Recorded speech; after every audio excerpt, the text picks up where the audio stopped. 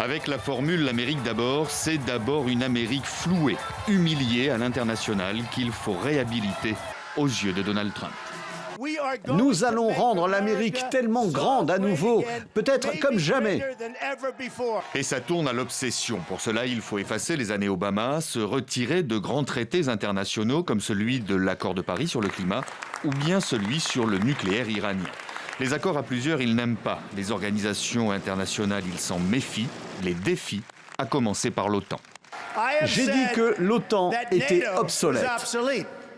Lors de sa première apparition à la tribune des Nations Unies, il se présente comme le champion de l'élan souverainiste dans le monde, retire les États-Unis de l'UNESCO, du Conseil des droits de l'homme, de l'ONU. Pour Donald Trump, les premiers à flouer les États-Unis sont bel et bien les alliés. I'm with you, the American people. I am your voice. Les choix à l'international sont étroitement liés à la politique intérieure. Pour répondre à un électorat qui lui est indispensable, Donald Trump reconnaît Jérusalem comme capitale d'Israël avant d'y transférer l'ambassade des États-Unis et de proposer un plan de paix pour la région.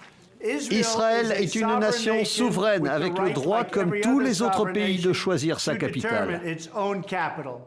Séduire la base électorale, c'est aussi se désengager d'opérations militaires extérieures quand l'Irak, l'Afghanistan, la Libye sont perçus comme des échecs. Parallèlement, il faut des résultats tangibles, rapides. Nous n'aurons pas d'autre choix que de totalement détruire la Corée du Nord. Rocketman est dans une mission suicide. Menace sans équivoque pour mieux initier un rapprochement spectaculaire. Ce jour-là, en serrant la main de Kim Jong-un, Donald Trump est allé plus loin que n'importe quel président, sans effet depuis.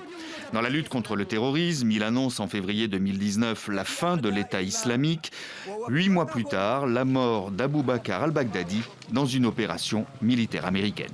Quelque chose d'énorme vient de se passer.